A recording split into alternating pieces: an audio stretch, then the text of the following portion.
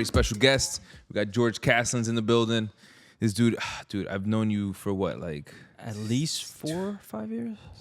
Nah, it's like 3, 4. Like 3, 4 years. 4. I want to say 4 years. Probably 2020. 2020 is like when I yeah. met you, yeah. Which is insane. Yeah. So like I've seen your career, you've seen my career, and we've just been working hand in hand ever since. I seen this man just sell so much real estate, is insane. Build his team and just like really just like, you know, like become like a force in the industry. Appreciate that. So it's really exciting to have you here on the podcast because you're not only like, we don't only work together, but like I feel like we're friends chill, too. You know what I mean? Yeah, for sure. So it's really cool to have you.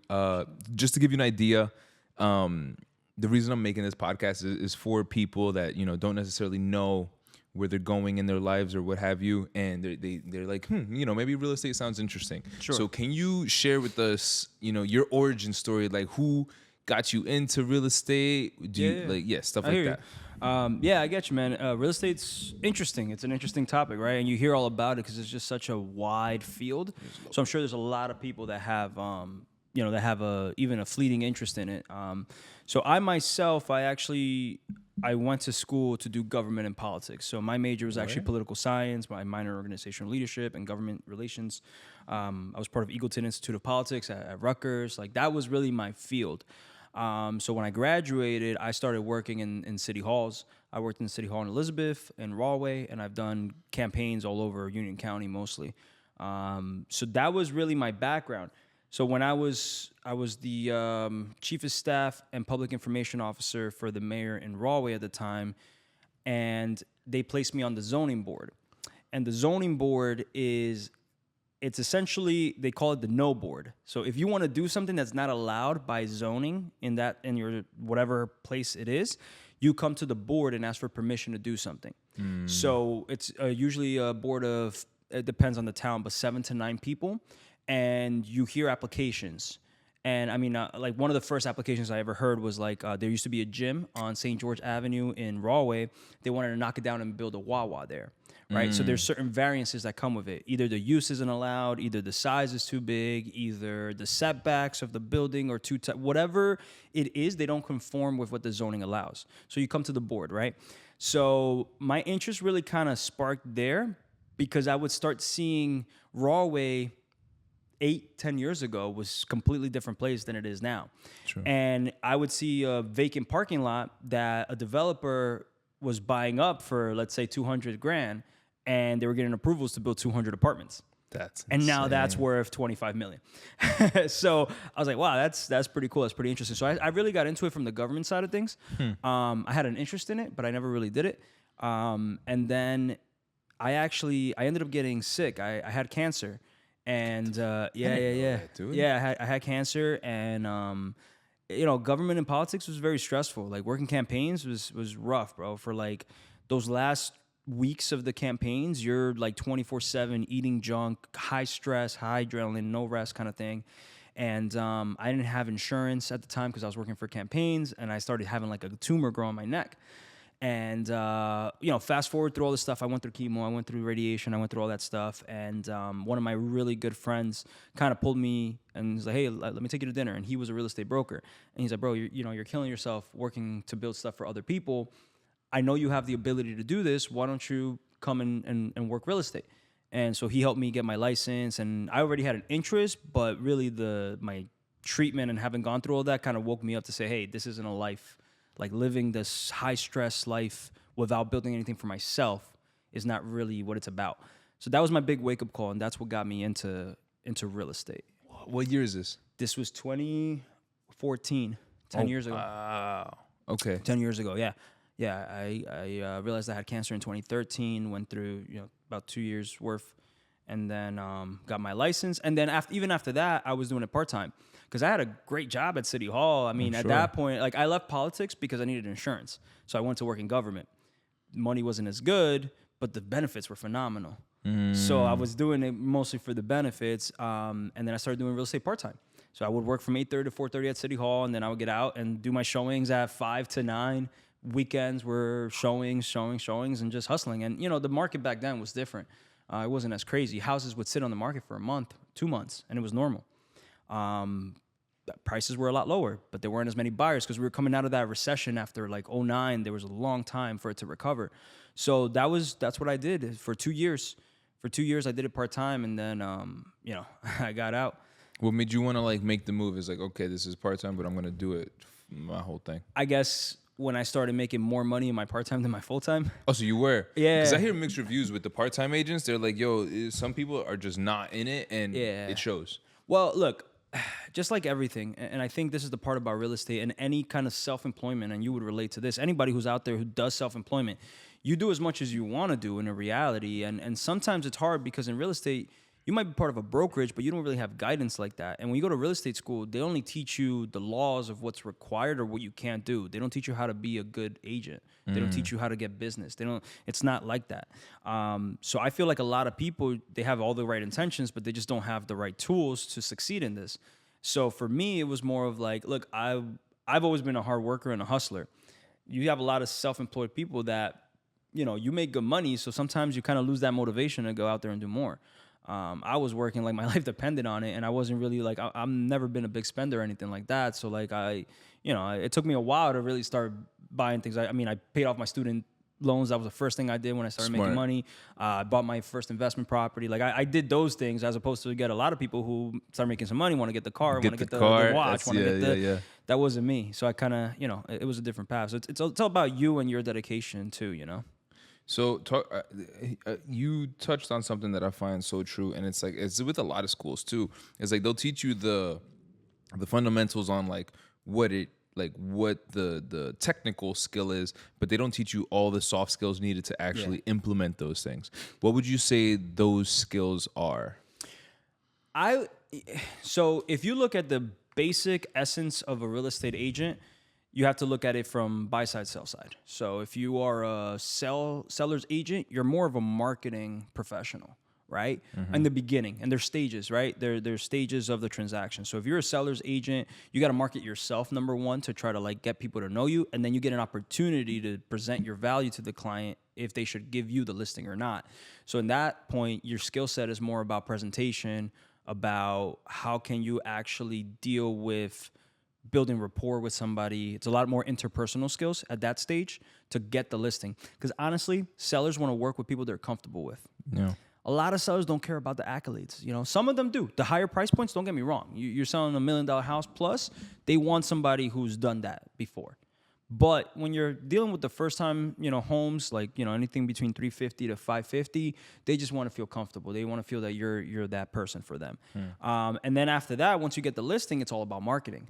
Right. How can you attract? And a lot of agents are lazy. They just put a house on the MLS and that's it. And then they wait. And guess what? I mean, look, in these times where the market is so crazy and starving for inventory, that's enough. But back in the day, it wasn't like that. You had to really do marketing.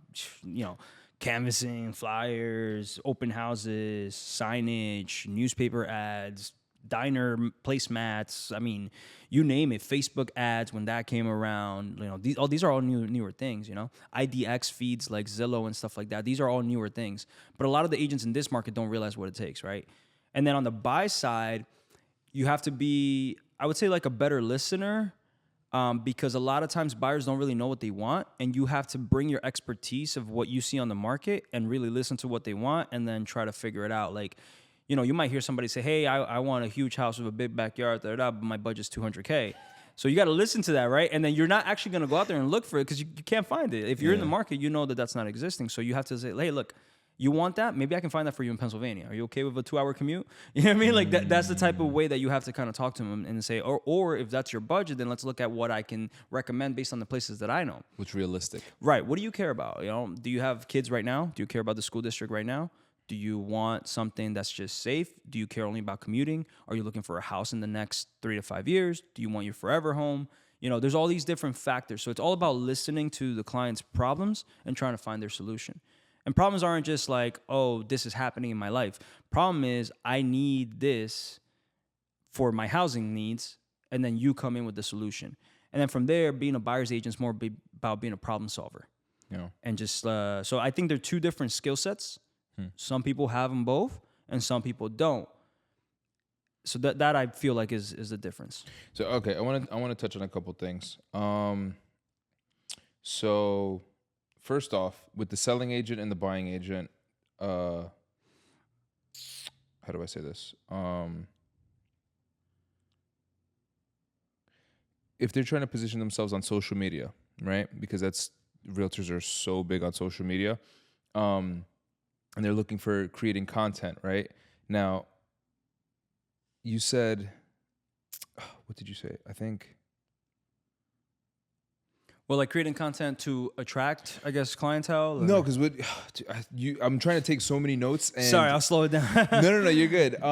It's basically like how do they position themselves, right? Because for example, that's what it is. So we're currently actually trying to figure out how to sell and how to buy and how to choose the right agent.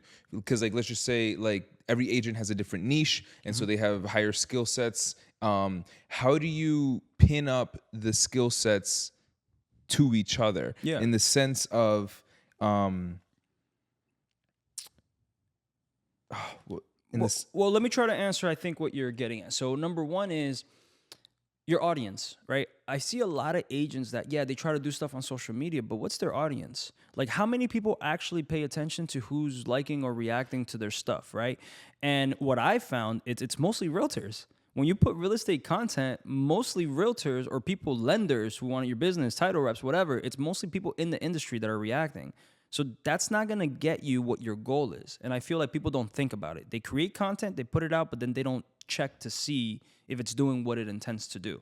And then they get frustrated when they're like, I've been doing all these videos and I'm not getting more clients. But then who are you reaching? So they don't have the strategy behind it. Correct. You have the right idea, but it's more of a campaign. It's not just the content. There's things to it too. How do you target? Are you running ads? Are you boosting? Do you know that you can target people in certain geographical locations that make certain amount of money, right? Like, are people actually doing that? Because what I've learned from realtors, most of them don't spend money in their business.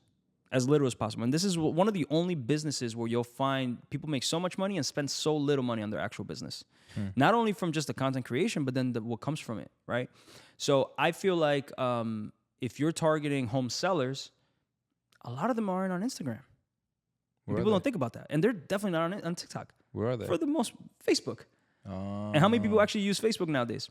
Right? They probably create content on Instagram and just hit like automatic sharing to Facebook. But it's probably not optimized. They're not going on there and seeing the metrics on Facebook and stuff like that. Or Google AdWords.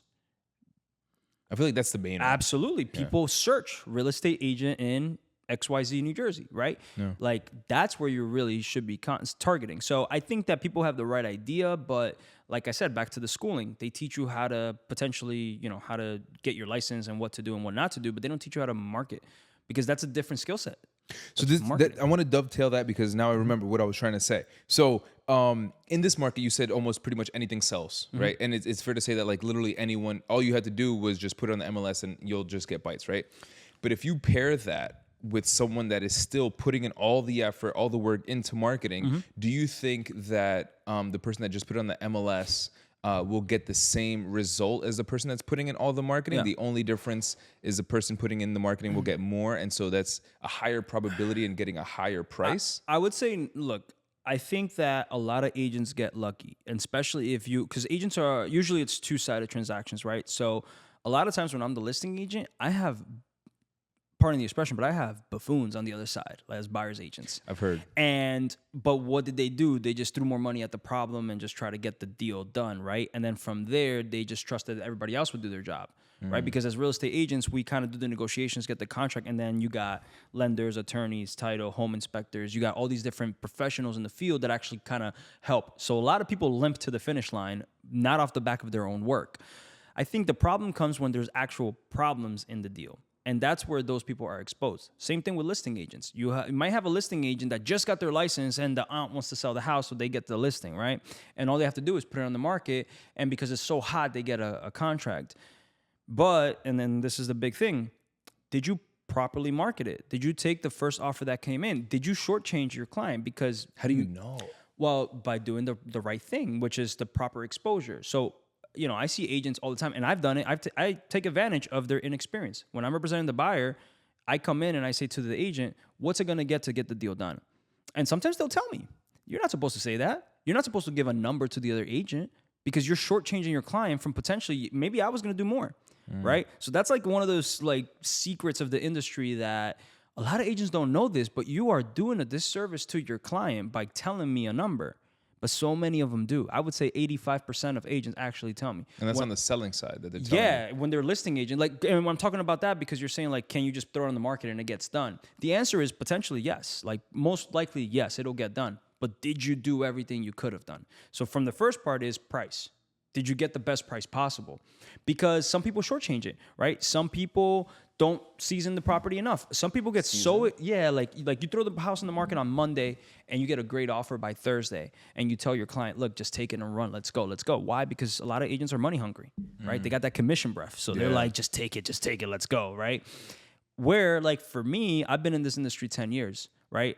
I mean, of course, we all do this for a living, but I'm not here trying to make a killing off of one deal. I'm here to do a great job for my client, and then all of my business comes from referrals because of it. So I'll tell my client, hey, let me leverage this person. Let me take that offer and call for highest and best. Let's wait until Monday. I'm not afraid that we're going to lose that deal. Or let me get a second offer before we do it. And then as soon as I get that offer, I'm starting to call every single agent. Hey, you expressed interest. Are you coming in or not? We have something. So how do you leverage somebody as opposed to, that's what an experienced listing agent does. Leveraging the one offer to get something better as opposed to the inexperienced agent who just is excited that they got above asking and they want to lock it in. So will it get done? Yes. But will you get the most money? Probably not. How do you properly leverage a price? So, I mean, and these are getting into like the secrets, right? This is the secret tactics, sauce. Yeah, the tactics. I mean, look, number one, most listing agents don't do this. Call for feedback. This is a lost art. Call for feedback. Call who? The showing agents.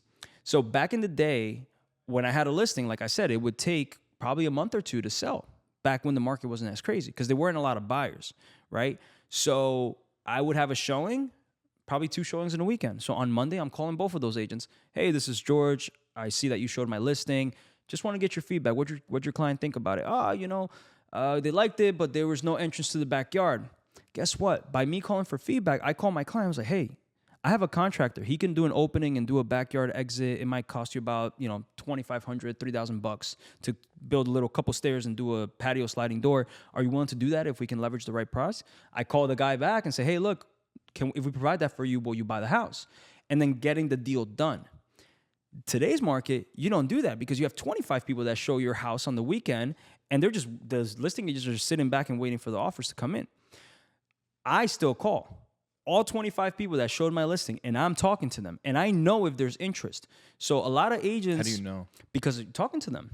But what are like telltale signs? So my client really liked it. We're looking at 2 potential properties, and they're making a decision. Or, yeah, my client loved it, but the price is a little high. Or, yeah, this or yeah, that. So it's all about conversations. Most agents, I would say 95% of listing agents today will not call for feedback. So the only feedback they get is an offer that actually comes in. Or the feedback they get is from an open house. They'll be in an open house and you got the public comes out and they look at the house and they tell the seller, hey, seller, it was great. Everybody loved it. They loved the kitchen. They loved this, da. But they're not really getting into the people that don't love it. The critiques. And what don't they love about it? And can you do something about it? The reality is most of the times you can. So how do I leverage an offer? I get an offer that comes in, but I spoke with 25 others. And out of those 25, there were 3 people that were between a couple houses, right? Well, what can I do to get them to the table? Because all I need is 2 offers to now get a bidding war going. And Really? they don't need to know that. See, there's another thing. You don't have to have 5 offers to get a bidding war. All you need is 2. So you can tell them that you have multiple offers, which is true. You do not have to disclose the amount of offers, and you can set a deadline. And sometimes there are certain things that you can do to incentivize. Final and best or whatever. Yeah, highest and best. And you can Highest and incentivize too. Like, I had an agent that they said, oh, this one was at the top of our price point. But I work with a lender, and I can talk to them about potentially buying down, giving a seller's concession to buy down the interest rate for the buyer. When you buy down the interest rate, they can afford more. When you do all the math, it nets out. So can we run through some quick math? How much can you afford to buy down the interest rate, and how much does that benefit, like price-wise, how much does that benefit the buyer? It could be huge. I mean, in this market specifically, because rates have risen, the difference is a lot. Even at 1% of an interest rate, it makes hundreds of dollars of difference on your monthly payment. So like how much would that cost you as a concession? And there's different programs depending on the banks that you work there's with. Programs. Yeah, there's programs for that. They're called seller buy downs. So you could have it through the seller pay for it, or you can have it through the buyer pay for it. But it's typically called points. So when you hear points, it's a 1 point is 1% of the loan amount, and you pay that, and it reduces your interest rate by a certain amount. It depends on the program. So round numbers, if it's $1 million. Brother, I don't want to do numbers on that side because it changes, and like there's programs that get introduced and then they fade out, and then there's new programs that have different things. Like there was a really popular one last year called the 2-to-1 buy down, where essentially you would pay a point and then they would reduce for the first year. Your interest rate was reduced by 2%, and the second year was reduced by 1%, and then the third year it goes back to the full interest rate. The hope was that by then interest rates would have dropped and you can refinance, and then you forget about that rate that you originally locked in on. But that program, right, kind of faded out to now there's a seller's concession program where you get the 1% from the seller, and then it buys down your interest rate by 1%. So, but there's different programs. That makes sense. So I can't really, if I get into specifics, it that's depends. fine. Mileage might vary, kind of thing. Yeah. What I'm saying is, a brand new novice agent that throws the house on the market will get a contract, but they don't know this stuff. They don't know how to leverage that to potentially get other offers. And that's where the difference is in who you choose as an agent. Sure, both might get it done, but one's going to get it done better than the other. And it could be by price. It could be by terms. It could be by closing date. It could be like, how do you vet out the buyer? As a listing agent, I vet the buyers. If I'm down to 3 offers, I'm vetting every single one of those buyers. What does that look like? Well, for example, when you receive the offer, professionalism is important, in my opinion. So if the agent doesn't give me a summary and they make me kind of go an efficient expedition through the attachments to find all the terms, I'm already kind of like, because anybody that I work with in this business, and mind you, as I've sold almost 300 properties. So I fielded, imagine, multiple offers on most of them. I fielded thousands of offers. So I can see the trends in like, okay, this is what agents do. And if I see agents that aren't doing that, they're probably not seasoned. I pull up the agent's license number. The first 2 digits of somebody's license number is the year they got their license. Most people don't know that. So I know right away if I'm dealing with somebody who's been in the market for a while or not. So, and I also check, is this the lender that you normally work with? Is this the attorney that you normally work with? Are they taking your recommendations on a home inspector? Because there's a lot of people out there that are not, they're like quantity as opposed to quality. So, for example, Rocket Mortgage, nothing against them, but you can go online right now and get a pre-approval from Rocket Mortgage, like that. If you submit an offer to me with that, it doesn't mean anything to me. Why? Because they didn't verify stuff. They haven't done a verification of employment form to your employer. Oh, really? They haven't verified your assets most of the times. They haven't ran your credit potentially. They call it pre-qualifications versus like pre-approvals. Right. Essentially, they take your stated information and say, all right, here's your letter. But then as a listing agent, you know how to vet that and see if it's legit or not. If I call the lender that's on the file and I tell them the person's last name and they have no idea who that file is or who they are, that's not a good sign either. Because as the listing agent, I want information and I want to know that you feel confident. Now, look, a good lender is going to know and they're going to be quick to say, oh, of course, I support them 100%. And that's like a given. But you'll be surprised how many lenders have no clue who you're talking about. And that either tells me that they're too busy to really know enough about that file, or they didn't really do a full run on them, or they're not too confident on them. Whatever it is, it makes a difference. So if I have 2 offers and one is $5,000 more than the other, but the one that's $5,000 less, I feel more confident with, I will go to my seller and explain that to them and tell them this is the sure offer or the sure option. You'd be surprised how many deals actually fall through. You might get a contract, but it doesn't mean it's going to close. Right. And I'm constantly getting listings, and it's funny. It's like I'm the cleanup guy because I work with a lot of investors, and investors work with different realtors. Whoever brings in the deal gets the listing, right? So you found me the deal, I'm gonna flip it, I'll give you the listing back. You'd be surprised how many times I get listings that original agent wasn't able to close. Even though the contracts were good, they didn't vet the clients properly, the buyers, they didn't handle the transaction right, they didn't do their due diligence, they didn't find out. Like, I submit searches on all of my listings to know what my problems are down the road, and I start working on them from day one. You'd be surprised how many times you're in the middle of a transaction, you're 2 weeks away from closing, and now you're looking into what's going on with the house, and you find out that there's open permits, that there was a tax lien on the property, and now that delays the process. Now you can't close, you can't get the CO. Now the buyer's rate expires, and then to lock in the new rate, the seller has to give a concession to pay for that, or now they can't afford the house because the rates jumped up in the time that it took to do that. the buyer loses their job, like all types of things. This business, getting deals done, is all about foreseeing problems and handling it, and everything is like you want to do it as soon as possible. You'd be surprised how many agents don't have that sense of urgency or even know how to do that. Right. How to do a search, you know? Huh. Yeah. It's so interesting. So now let's just say I'm an agent. I understand everything that you said, and I'm currently actively doing it. Does that automatically jump me into like 1%er status? Like, how do I now that I'm in this pool of agents that we're all doing the same thing, how do I level up and be the best of them?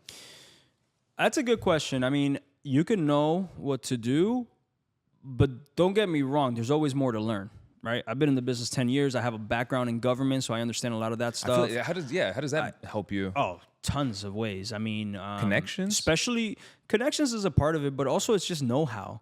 Like I just showed up to a listing appointment in Elizabeth, right? And I show up to the house and I'm just like, I just started smiling as soon as I get there because I see that they have a fence in the front yard. And I say to her, hey, you don't have a permit for this, right? And she's like, no, you don't need a permit for that. I'm like, yeah, you do. And actually the ordinance says that you can't have a fence higher than 4 feet in the front of the house.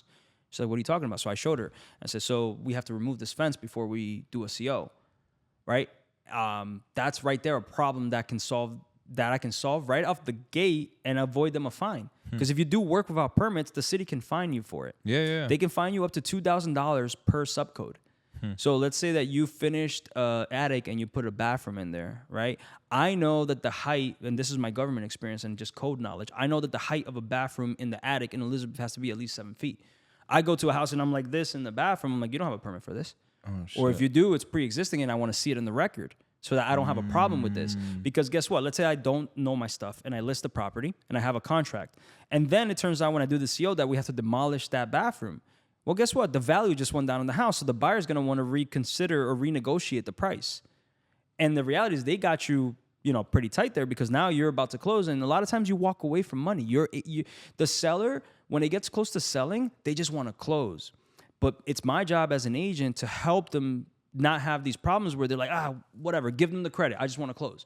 I want them to not be in that situation. So those are the differences between, an agent that will get you the most. And then, go ahead. No, go ahead. No, and then as far as like you being able to leverage that or being able to use that to be like a top agent, I think that there's two types of agents, and I'm not knocking anybody. Like everybody should be what they are. But I know that there's a lot of agents that all they want is to do the most amount of deals. They just want, I want every single deal. I want to do it. And a lot of times you end up delegating stuff. And that's great. I've never been that type of agent. I believe that if I do less deals, but I pay closer attention to my deals, or I'm personally involved in every deal, I'm going to get that referral business. So it's like quality over quantity. Yeah. And there's nothing wrong with the quantity. Don't get me wrong. How do you justify? Because I mean, like, for example, just to put it on me, it's like, yeah, I can make a cookie cutter video for everybody, and that streamlines the process. It makes it way cheaper for everybody to afford, but then it loses the George Casalins of the video. It's the brand, bro. It's the brand. So how do you justify quantity versus quality? I mean, for me, it's about longevity. Quality is longevity. Quantity can be fleeting. You're going to burn out. This industry is tough, man. If you're all about quantity, you're going to burn out because what's going to end up happening, and it's happened to a lot of people. A lot of you guys know, it's like you start a team, right? And then you start bringing all these agents in thinking that I have so much business to give them, right? But maybe you don't know what a tough market is. And you get so far removed from your work in this bustle that when the market turns, you're so far removed that you might not be able to survive it if it turns. Because you've removed yourself from it. And that's always a fear. I came into real estate right after a big recession. And I studied it. And brother, there's a lot of people that lost their shirts during that time. In this time, you couldn't imagine it just because of how wild the market is. But it's just around the corner at any moment. I'm not being doomsday. Like, I think our market is actually healthy. I've heard it from a couple people that it's... Well, look, I think, and this is something that I firmly believe, I think we're at the cusp of something crazy about to happen, but not in a negative way. And again, this might be some. So here's the thing: we know that rates are inflated to curb inflation, right? That is a fact. So we know that the rates are going to come down. The question is when. You want to talk policy, economic stimulus, and all that stuff. I feel that they left rates low for too long, and now they're leaving them high for too long. And here's what's going to happen. To try to balance? Potentially, but look, there's no right answer. I'm not an economist, and there's people with degrees in this stuff, but here's what I see. A lot of sellers aren't selling their house despite their equity because if they buy a new one, they're going to be paying double the rate that they have now. Right. So let's say you have a house right now and you have a 3% mortgage on it and you have $250,000 of equity. So you want to sell your house because potentially your kids grew up and they're out of the house is too big for you. But your mortgage payment is probably like $2,000, $2,400. And if you were to sell the house, every house went up in value, right? So whatever house you buy is going to be more because of the rate and the price than unless you go out of the state and there are exceptions for that. Or country. Yeah. I entertain that too for 100%, a little bit, bro. I get it.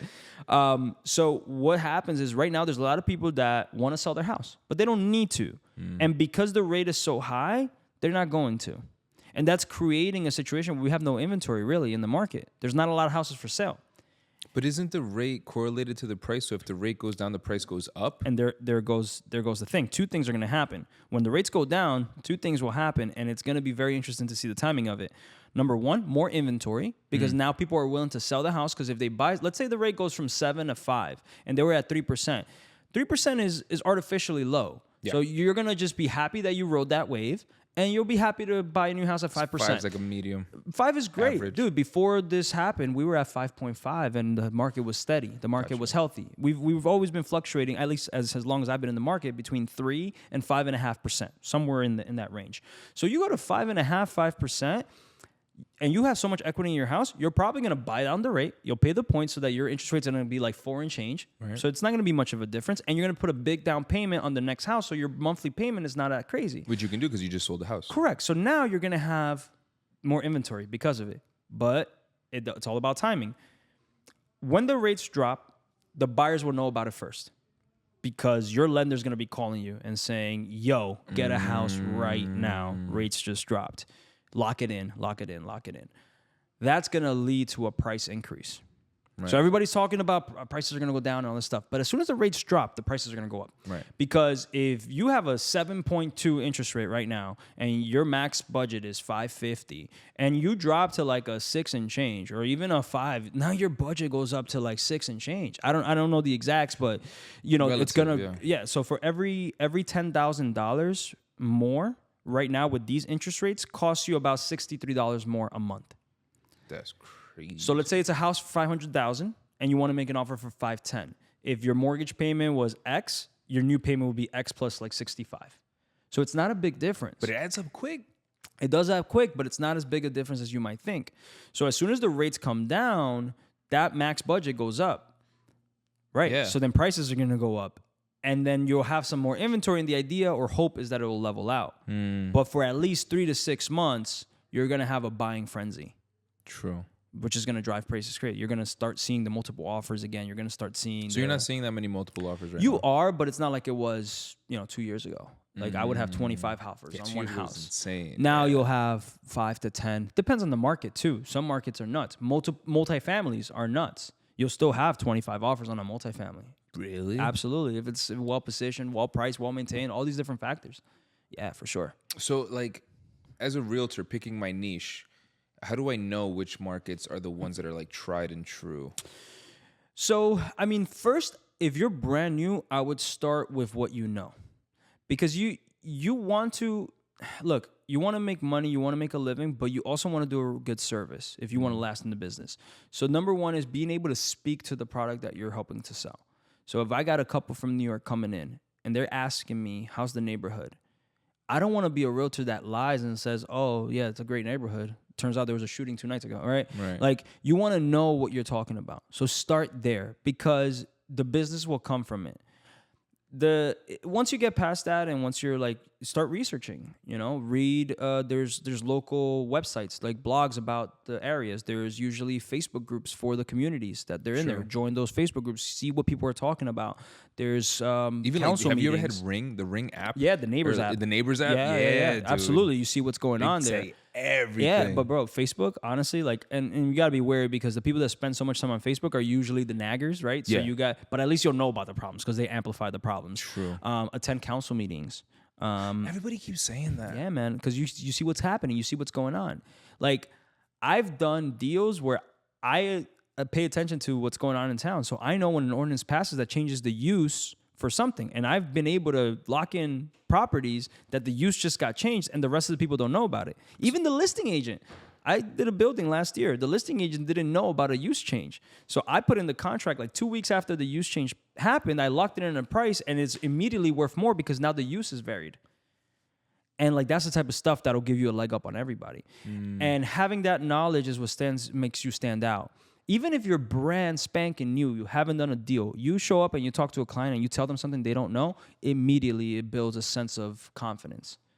And don't be arrogant about it. Be informative. Provide value. Yeah. Because it is value. You knowing something that they don't know about an area that they're interested to live is value. It's all about value. That's like fundamentally, that's what it's about. Get past all this craziness in the market. A lot of people are fading out of this market right now because it's hard. Oh, so you're already starting to see a decline for in sure, it. brother. Really? For sure. Yeah. Of course, because the amount of transactions are down. So realtors went up by a crazy amount. Like a lot of new realtors entered the market when COVID happened. Yeah. Because everybody was home. You could get your license in 2 weeks. But then and then we had a bustle of new buyers, right? Rates were so low, everybody was buying. So you had So there's like people. false sense of like confidence. Yeah. Like, I just became a realtor. And Correct. And I'm doing this deal, chilling. I'm doing that, doing that. Now interest rates went up, buyers slowed down.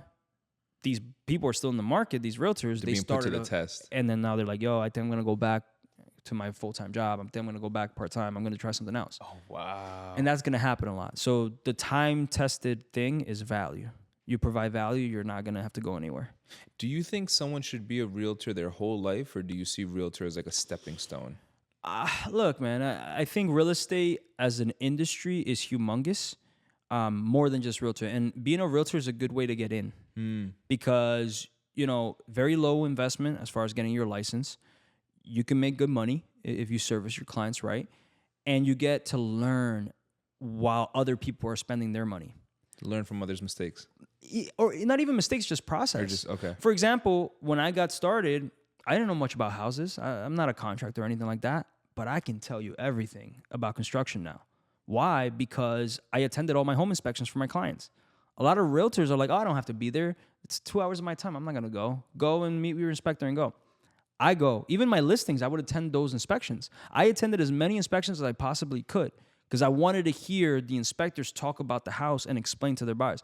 And I did it so much that I know how to do everything. I know, not everything, but I know, like if I walk in and I start seeing certain things, I know the problems. And guess what? When I started doing showings, after a while, I was able to point things out to my buyers that they didn't know. And then they trusted me and they wanted me to show them the house. So I gave them value that probably another realtor didn't. Some realtors go in and say, this is a kitchen, this is a bathroom, this is the living room. Look at all the lateral light, right? That's all great, but they can see that. If I walk in and I'm like, oh, look, I see that there's a crack right here, and actually there's a column that I think is missing here because of X, Y, and Z. Or like this fence is too high, it's supposed to be under 4 feet. Right, and that's be a problem ordinance in the knowledge. future. That's more like government stuff. Okay, but what I'm talking about is like home inspection. I learned about things that you could see, like problems. For example, even simple stuff. You walk up to the house and the downspout of the gutter is right next to the foundation. The downspout of the gutters come down, right? And it drops right next to what happens is you're dumping water right there and it's actually splashing against your foundation and it creates humidity inside of your basement. Yeah. Right? And a lot of times I'm in a basement and if I see a little bit of mold or like mildew, I'm like, let's go outside. I bet you there's a problem with gutters. 9 out of 10, it's because the gutter is jumping too short. And then when the water splashes, it erodes the dirt, and then it creates like a little pool up against that part of the house. And then that water slowly seeps down in there and creates that moisture. So just being able to like understand and show somebody that, immediately you're providing value. And the answer is so simple. Like, and then knowing how to fix it. So how do you fix it? You just like continue the tubing all the way to the street? You extend the downspout and then you backfill that erosion with new topsoil so that the grading is away from the house. These are so simple. but I took the time to attend the inspections. I took the time to read the report. Some of these home inspection reports are 90 pages long. And you read And I all will of read it. them. Absolutely. Like, why? Like, Because of knowledge. It's knowledge. Like you number one, you see the pictures, and then you see most good inspectors put in diagrams of how things should be done. So they'll take a picture of the downspout there, and then they'll have a diagram showing that the recommendation is to be 6 feet away from the foundation, whatever it is. And that's knowledge. Ask as many realtors as you can how many people do that. But then to me, now I have all that information. And then back to the question about should you be a realtor all your life? No, but it is a great way to get in. And there's nothing wrong with doing it as long as you're passionate about it. To me, I just took this to learn a lot, right? So then I started investing, buying and flipping, buying to hold a portfolio. I learned how to do a market analysis, how to do a comps analysis to see what my rents are. I learned which areas are up and coming because I submitted an offer somewhere that had 10 offers and they went X amount over asking. So now I have an idea of price. So if I find a deal, it's off market for some reason, I can buy it at a price and I know because I'm a realtor that all these other houses are going for X amount.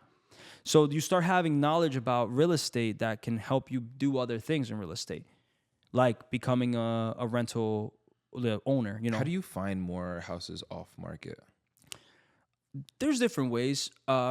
Cold calling? Nah, I've never done cold calling in my life. Ever for nothing? Never. Okay, so that's a better question. What do you use for marketing? Like, how do you let people know about what you do? So look, a lot of my stuff has been word of mouth because I just do a Quality. great service. It's just, I will go above and beyond what you could possibly expect from an agent.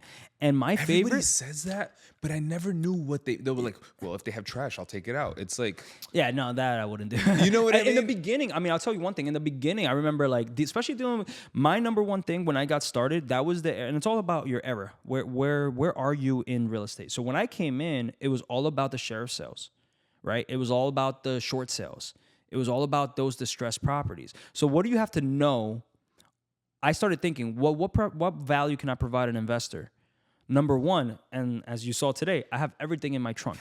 I can solve 90% of problems in a house with the stuff that I have in my trunk.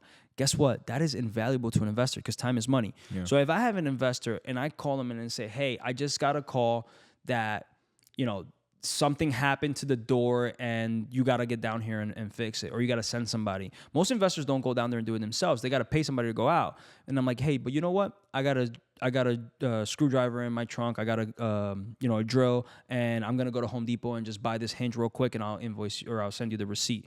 And I solved their problem. Guess what? I'm invaluable to them because time is money. They don't want headaches, right?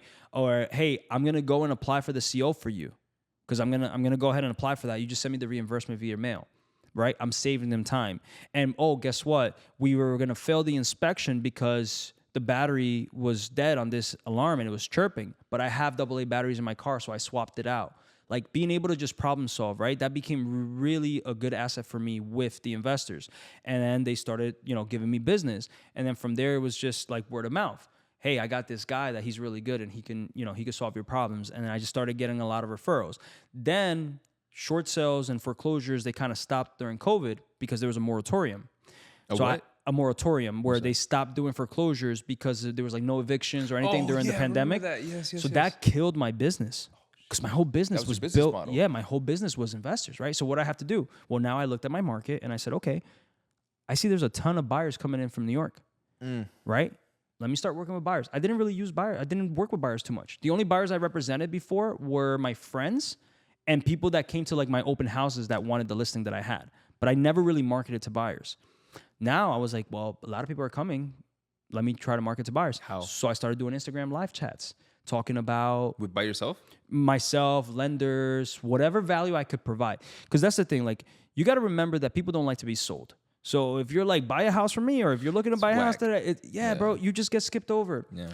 If I do, and I used to do just Instagram lives, hey, I'm going to talk about mortgage rates today, or I'm going to do a Instagram live talking about what the process is of buying. So I used to do home buyer seminars on Instagram live. And then people would tune in and share it with other people. And then I got so many buyers from that.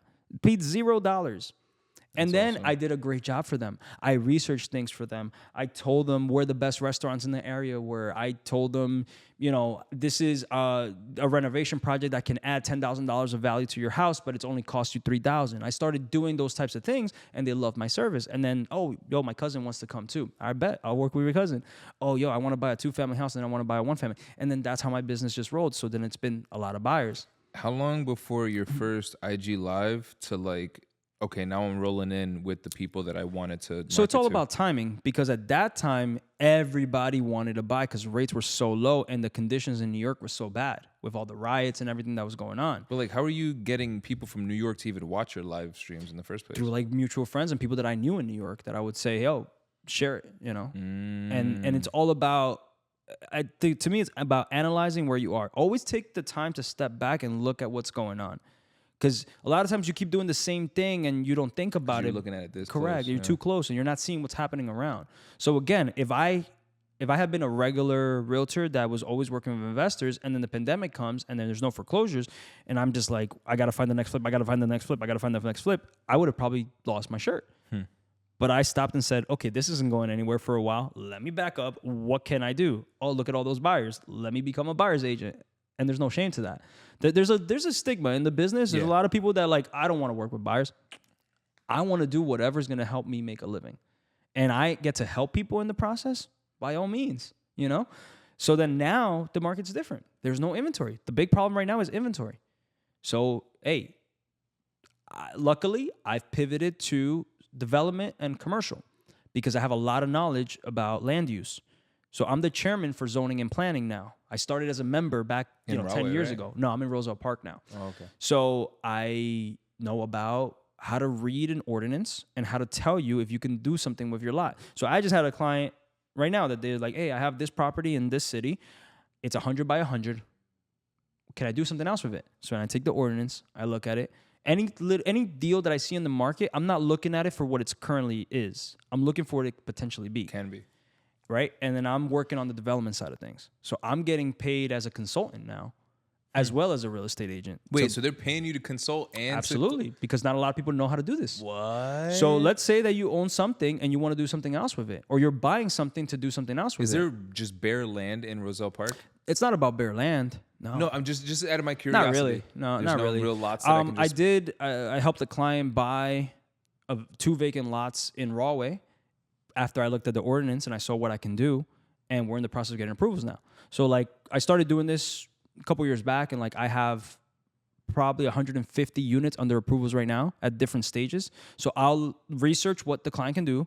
I'll start reaching out to the officials. That's where some of the connections come in, and the knowledge and the know-how of well, let me talk to the zoning officer. Hey, I see that the ordinance says this, and here's what I'm... Oh, yeah, you could do that. Yeah, sure. Okay, cool. Let me start the process. And then there's a whole application that has to happen and hearings and all that stuff. But I know it because I'm on the boards, and I've been on the boards for 10 years. And now I'm the chairman of one. So that's where I've started to move into commercial stuff and doing development. And I get paid to do the research. Then I get paid to help you through the process. Then I get paid to help you get the approvals. I get paid to help you buy the building through commissions. And this is the whole process. Now I can do rentals as well. Is it like a retainer fee? Just because I'm So curious, I had a this is big interesting. client that they had me on retainer. So essentially for 2 years, all I was doing was working exclusively for them.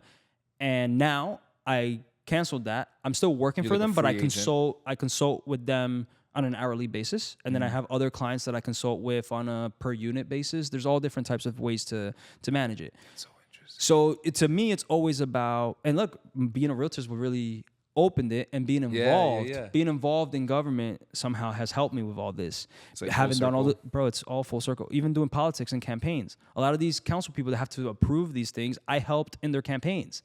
So it's kind of like you owe me one. No, it's not about owe me one. It's just about hey, you know who I am. You know, you'll take my work. call. Yeah, right? Because yeah, here's the thing. Let's say you wanted to do something. You don't know anybody.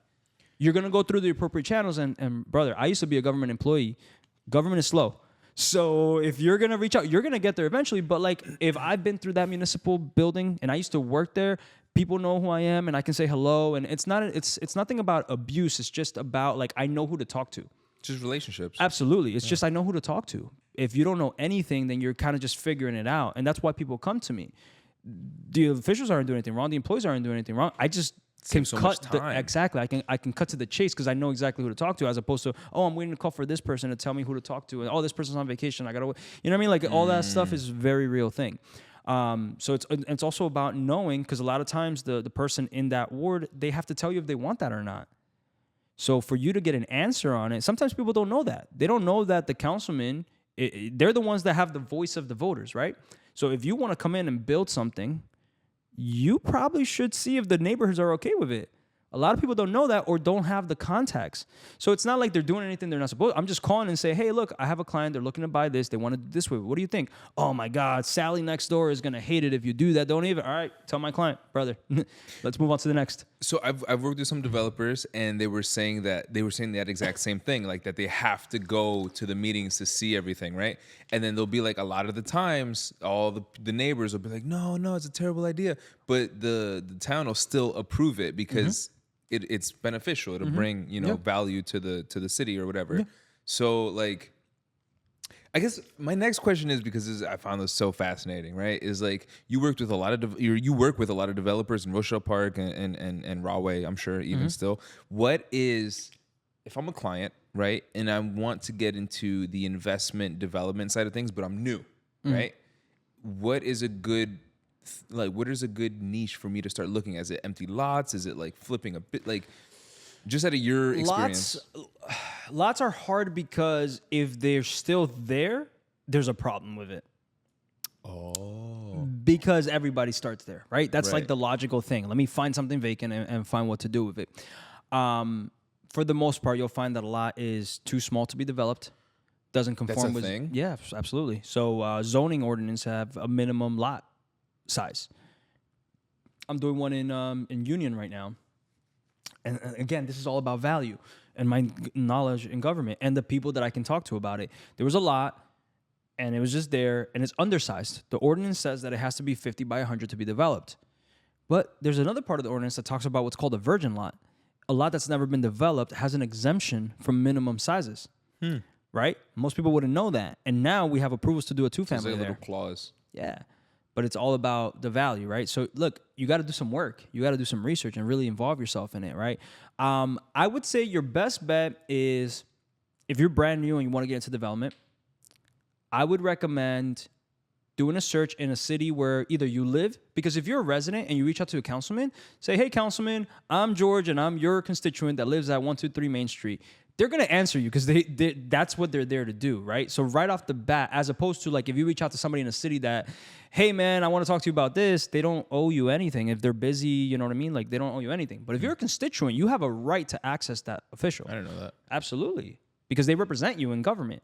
So you are a constituent to them, right? I'm so bad with like... Well, and that most people are. But again, that's where my knowledge in politics comes in, right? So I would reach out. I would look first where you live and find anything that's been on the market for more than 60 days.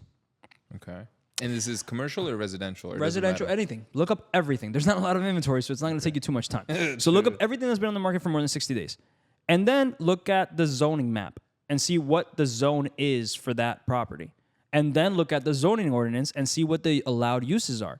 How do I find the zoning ordinance? You can no, it's all through the government website. And where should I be finding these that have been past 60 days? Zillow, Redfin, doesn't matter? Well, if you're an agent, the MLS is your best way because you can easily sort it. If you're an agent, MLS. Okay. Sort it super easily. If you're not, you could do it through Zillow and see how many days on there, and it might take you a little longer, but you could do it that way.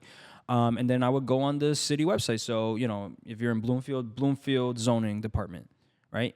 And there's usually a zoning map and there's a zoning ordinance. And, it takes some work and, it's law. So it's a little denser to read. I'll put it in ChatGPT and say simplify.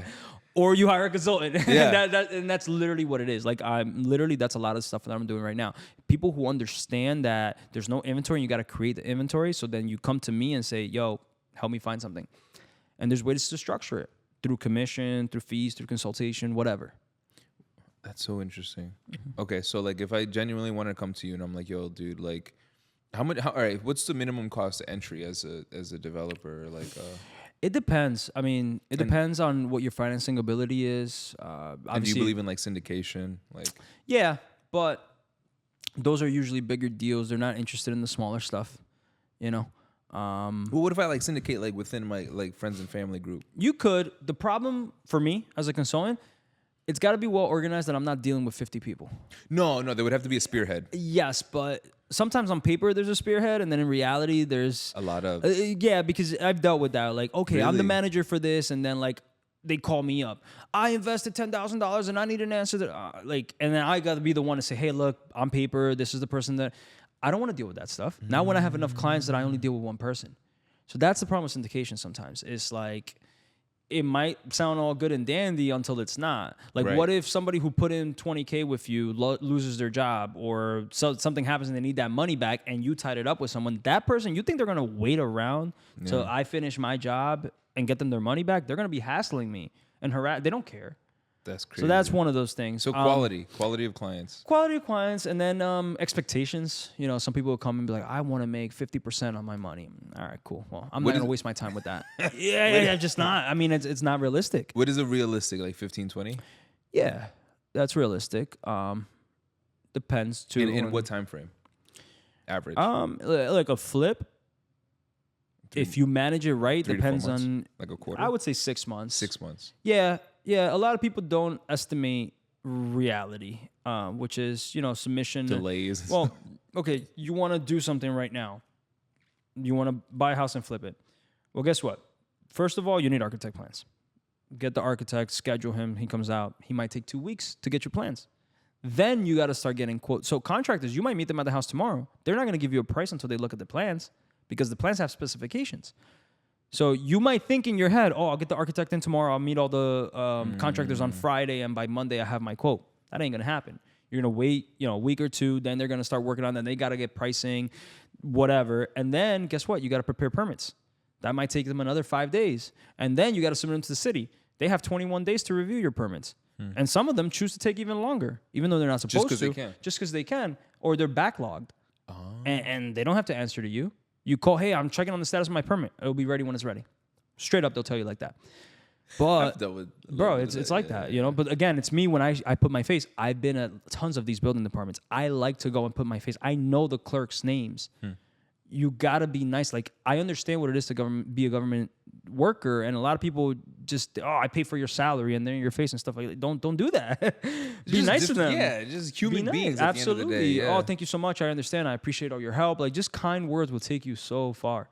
So it's all these things to it. There's delays that you don't know about, and then you got inspections. Oh, this inspector's sick. Now we got to wait for the other guy to come out. Then you can't do a building inspection until you pass electric and plumbing, thinking that, and then you have a problem with electrical, and then that part is back ordered, and then there's all these delays. So timelines, and knowing timelines is important too. That I learned a lot during my times. I mean, at one point I used to be managing 25 renovations at one time.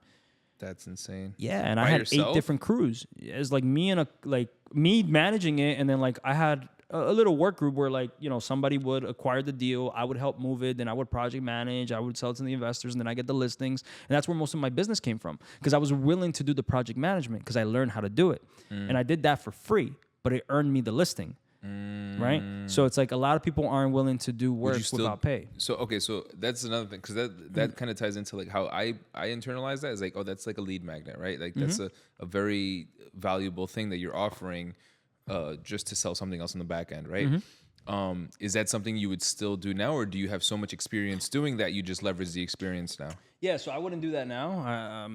Matter of fact, I've been offered to be paid to project management, and I'll pass on it because it just takes up so much of your time. When you don't have anything else going on, that's what you got to do. True. Now I wouldn't do it just because I understand, and it's not the best use of my time, right? If I'm going to project manage, and you can make thousands of dollars as a project manager, but I can make tens of thousands of dollars as a development consultant. Right, so it's almost like you got to pick what you look. There's tons of way to make money. So now you're like a development consultant first, and then realtor. No, I'm a realtor first. Okay, but because inventory is low, I still can manage 15 transactions at one time, no problem. Meaning I can be under contract with 15 houses, either buying or selling, and be on top of every single one of them because of my systems. But now, if it's only, let's say, 5 or 8 or 10, I have the Extra bandwidth space. to do more.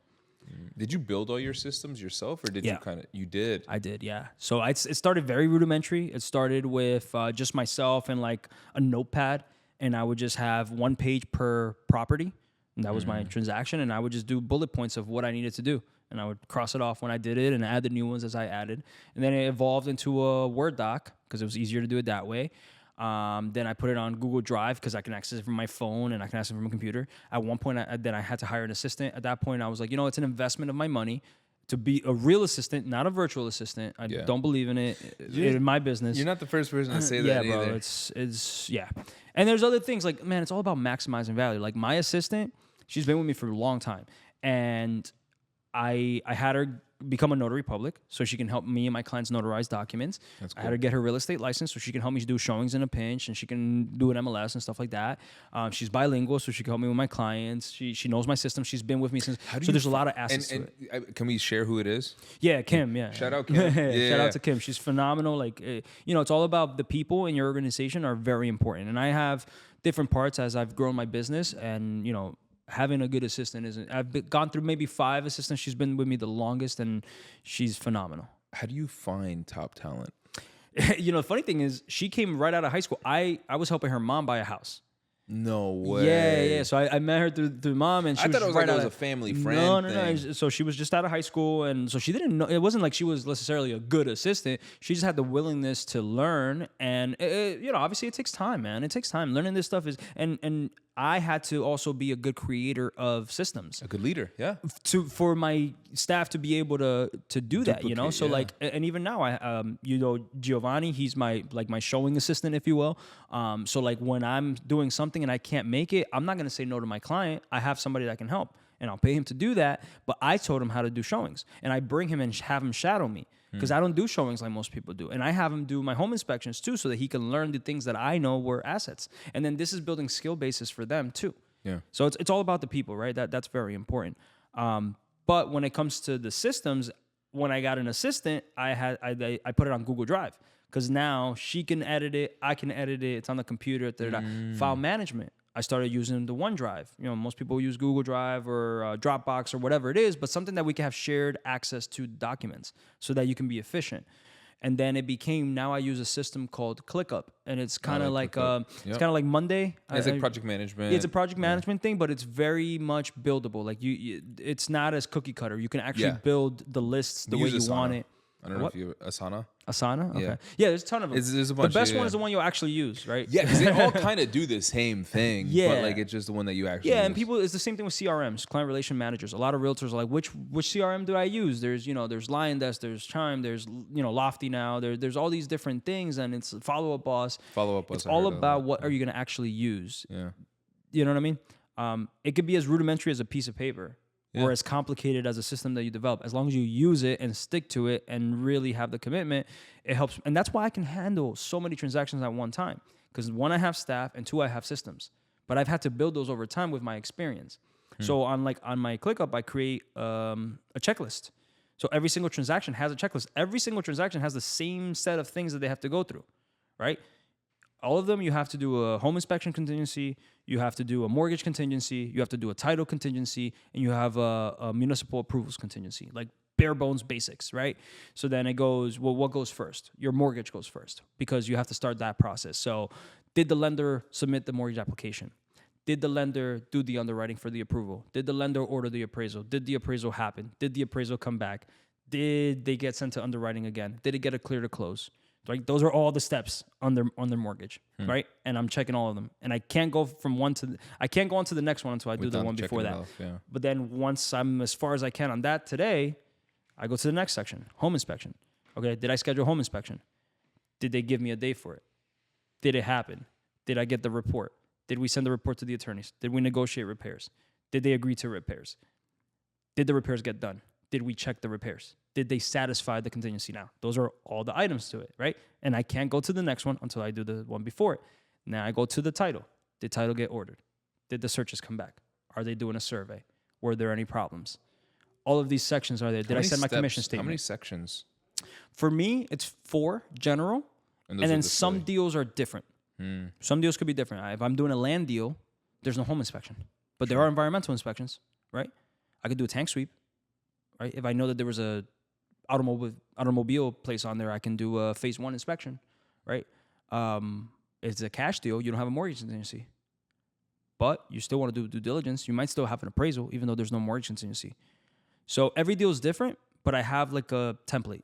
True. And every deal that I do, I create the template. My assistant kind of sets it up, puts all the information. I always want, client's information, commitment date, closing date. I want things added to my calendar. Like it's a system. You build it out yourself. It's very important if you want to be able to manage multiple files without dropping the ball. Yeah. Yeah. Do you like, are you finding systems for like the consulting industry now? Yeah, so like I'm in that cusp now where like, okay, I have a list for development. So when I create a development deal, there's certain things I have. I got to do an OPRA request to find out any Open Public Records Act. It's a request that you can submit to the municipality to give you any records that they have on that project. And there's certain language that you have to put in. So I have a boilerplate language that I use for that. What's a boilerplate? Boilerplate is like a template. It just means that I use the same exact format for every single one that I submit. I just substitute the block and lot to the specific property and the address, but the records that I request are all the same in each one. Oh. Yeah. So that's the first step. The second step is that I reviewed the zoning ordinance. So first I got to identify what the zone is. Some cities don't have their zoning map online. So I got to go in person and get a copy of the zoning map. Person? Yeah, brother. There's a lot of places that are lacking. Old school like that. Yeah, but there's places like Elizabeth where everything is automated. They have a zoning map that's interactive. You can type in the address and it'll give you everything you need. Oh, that's know cool. the ward, the zone, everything. And then there's some places where you get a map and you got to get a microscope and all right, that little corner is there. Like it's like that sometimes. But it's knowing how to read that stuff. Did I read the ordinance and see what the allowed uses are, right? Like all these different things. So there's certain steps in my development process now that I've built out and I'm still building it because it evolves. But yeah, every single thing, there's government programs. There's things called land banks where municipalities foreclose on properties and they hold them. And there's incentives where they sell them to private developers. And you get like, there's development zones where you can get a pilot agreement, a payment in lieu of taxes. So if you do a development in that zone, you might get a tax incentive to develop there. There's construction in opportunity zones. And in opportunity zones, there's tax incentives for the builder to write off if they build there. So that is worth more than something that's not an opportunity zone. But you got to be informed. You got to read about that stuff. Yeah. There's conferences. There's real estate conferences for commercial development. The real estate... How do you find those? Well, dude, the real estate convention is a wealth of knowledge. The problem is most people go there to party. I'm just being real. What is it called? Is that called the three? What is it called? 3P? Yeah, the triple play. Triple play. That's what you're talking about? Yeah. Like... I heard it's like lack of a better word, but like... Yeah, but trust me, man, like I used to go down Sunday to have a class on Monday. Most people get down Tuesday night to party, and there'll be nobody in class on Wednesday, right? I've learned so much of what I learned from actually going to the lessons. And like this Thursday, there's a big thing with the new lawsuit that happened. The New Jersey Realtors is doing a workshop. It's next Thursday. A workshop on the new changes. How many people are going to sign up to go down at 8:30 in the morning to attend a conference? Well, I would venture the people that care about their career and the people that want to get ahead of it because there are some serious changes. So it's about how much you want to do. Like in this business, in any self-employment business, is how much you're willing to do. Yeah. So what you put in is what you get out. That's pretty much what it comes down to. How do you... or how are you currently building your financial freedom and your generational wealth so that I don't even know. Like you could be, because I've spoken to people, they're like, I want to work till I die. You know what I mean? But like, do you eventually see yourself stepping away from everything and kind of like building an organism that runs itself? Look, I mean, I like to think that I'm still young, so like I want to say that obviously I want to be working, but I want to enjoy life. I'm not trying to. I take weekend trips with my wife and my kids, and I like to do things. We like to travel. We like to explore cuisine. Love to give opportunities to my children that I didn't have. So like all of these things are in the background, and you need to have some flexibility to be able to do that. Right. So it also means that sometimes when I travel, I have to, even though we're on vacation, open up the laptop and handle a couple things or take some calls. Which kind of sucks. It does, but as long as you're organized, it doesn't. Right. Like I build a team around me. So Kim bears the brunt of it, but there's certain things that I need to get. So like sometimes when I'm in there's levels of vacations where it's like it's a weekend away, but I'm still working, or there's like a, hey, I'm logging off, and you know what I mean. Really and then unplugging. But then during those times, you know, I'll tell my family or whoever I'm traveling with, guys, between 9 and 10, I'm gonna clock in, and between 5 and 6, I'm gonna clock in. Can you spare 2 hours so that we can be here for 2 weeks? Everybody's okay with that. So it's about organizing it, right? And then during those times, I'm not fielding calls from people, but I will call Kimberly. And my voicemail says, I'm away, call my assistant. My email has an auto response, I'm away, email my assistant.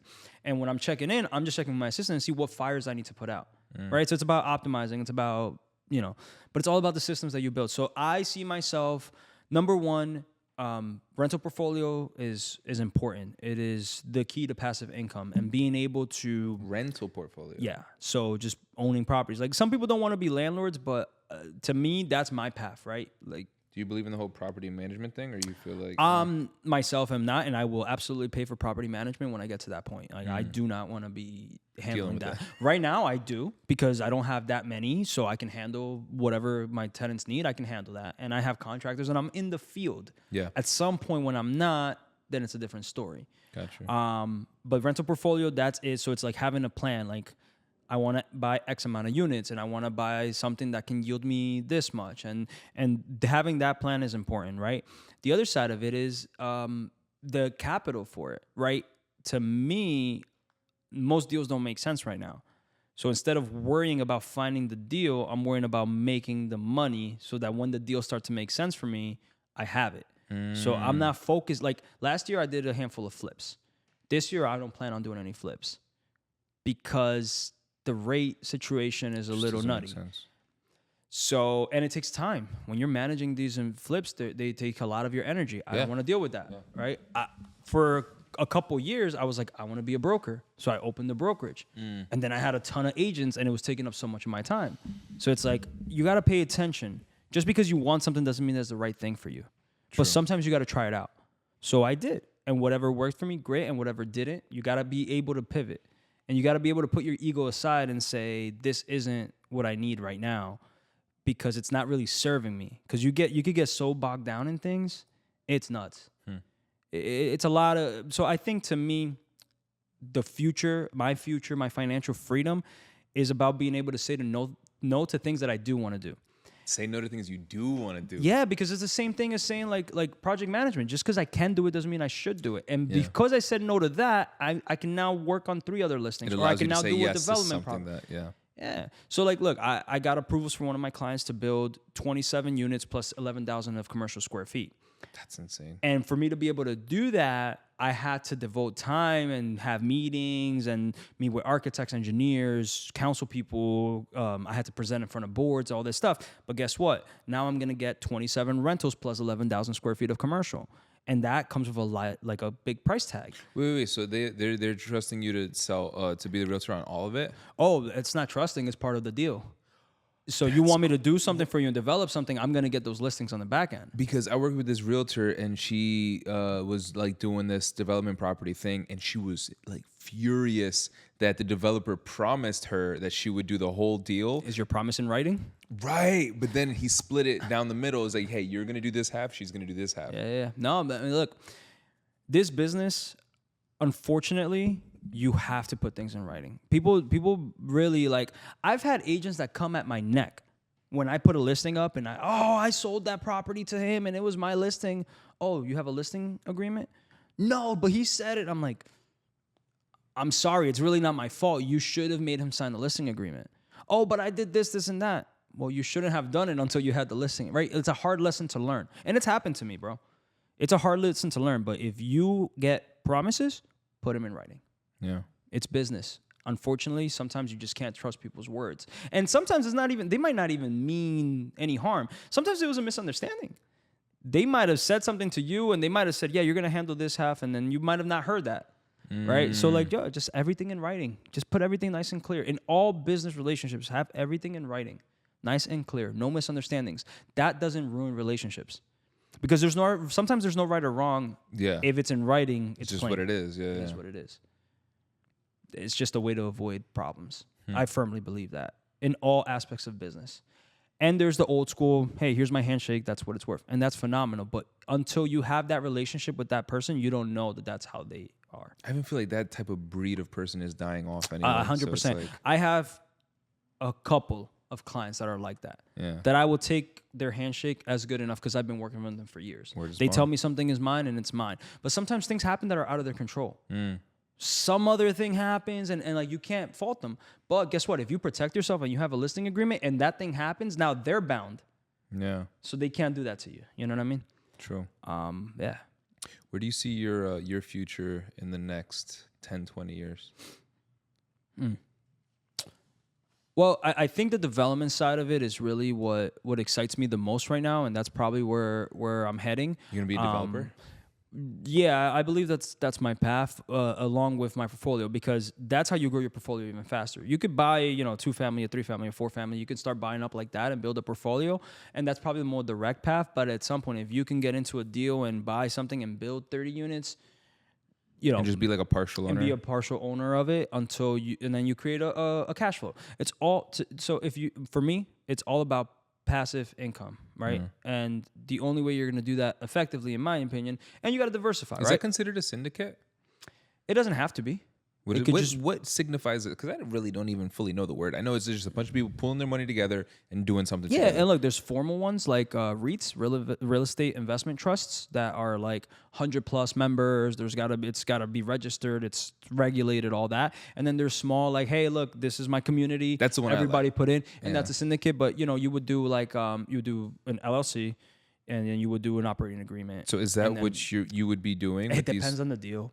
It depends on the deal. There's so many different formats, and new ones come out all the time. There's hedge funds now that will straight up fund the whole deal, and they'll keep you in as a partner because you found the deal. Yeah. So those are advantageous, and they structure it differently than it would be if you were to get 10 friends together with means. So that'd be like the goal. Is like to find the deal. And look, to sit here and think about what things are going to be like 10 years is tough, because things change on a yearly basis. We have an election coming up in November that can change the landscape of things as we see it today. So I'm sitting here telling you something right now, and then come December, it could be a different thing. Yeah. It's all about being aware of what's going on and keeping and updating what's happening. But all that I know is that I'm always going to be dialed into what I do. I have a passion for what I do, and I'm always learning more about it. So if something new comes around and that's better than my old plan, I have no problem abandoning my old plan and doing the new thing. And that's about as much of a guarantee of what I feel I will be doing 10 years from now. I will be 10 years from now still looking at the current market, still looking at what opportunities come, and still adapting to whatever it is that can lead me closer towards my goal. What is your goal? Financial freedom. It's just the ability to, and look, I like working, I like helping people, and I like doing all that stuff. So I'll never really back away from doing things. Yeah, from the service side of it. I'll never fully leave it, whether it's through my civic service as a land use chairman or whatever it is. I always want to be involved in something, because that's what gives you joy too. But then I want to enjoy my children. I want to enjoy and travel with my wife. I want to do all those things. And you need that financial freedom with the passive income to be able to do that fully, Yeah. Is there anything else that you wanted to touch on before? No, we talked a lot about things. Current market, things you should do. I think a lot of realtors are scared about what's coming now with the new NAR changes. But it's just an opportunity to show your value. And to some. To some, and then to some, rest. to some, it's a chance to leave and find go a back new and career. do something else. Yeah, and that's fine, man. This isn't for everybody, and I feel like that was one of the problems. Like, it's too easy to get your license, so a lot of people are like, "Oh, let me just get it and see what happens." Right? I hear that all the time. When I was a broker, I would hear it all the time. Yeah, I'm getting my license. I want to do this part time, and I want to. And that's not really what this business is about, because then you're disservicing your clients. Because if you're like, even though when I was working part time. But when I was working, I was working. You know what I mean? Like, during the hours that I was working, I was actually doing it. Which I think is the difference between people that say, I'm working part-time and I don't see you. Yeah, whatever comes my way, I'll do. But things don't just come your way, Not things that are worth doing, So, I wish everybody luck. I think that stick to value providing. Like, if you provide value, you will have a place in the world. Stick to good ethics. That's another thing that's kind of gone out the window with the craziness of the market. There's been a lot of unethical things that happen because people get power hungry. Money. You know, you Correct. want to make whatever dollar you can, and you'll do anything to do it. And it's sad to see it, but it's, you know, it happens. And then stick to being resourceful. You gotta be resourceful because things are gonna change. Like I said, you could figure something out. I've had like 3 different eras in my career already where like I had something sold out, then this works, but it changes. Yeah. And if you don't adapt, you're gonna sink behind, you know? You've been a realtor for what? Would you say 10 years. So in 10 years, it was like a third of that was always something new. Something Yeah, just essentially. adapting. Yeah. And look, real estate is cyclical. Yeah. So, and you everybody's probably heard this, but like you have essentially, let's just start at like foreclosures, right? So let's say the market crashes. Market crashes, you have a ton of short sales. That's one way you can make money. There's BPOs. You can do broker price opinions. Mm-hmm. When a bank does a short sale, they don't do appraisals. They hire a broker to do an opinion of the house. So it's like little comps. I used to do them when I first got started. I would get paid $150 to do a BPO, and I would do them. Because if I do 10 of them, that's $1,000, right? Yeah. 1,500. So like, you know, you could do those. Then you work for closures. You could do that, right? And then after a while of that comes the period of vast renovations. There's a ton of construction and rehabs and all that stuff going on. So you can learn project management. You can learn, you know, being a listing agent because there's a lot of listings in the business in that sense. You could do that.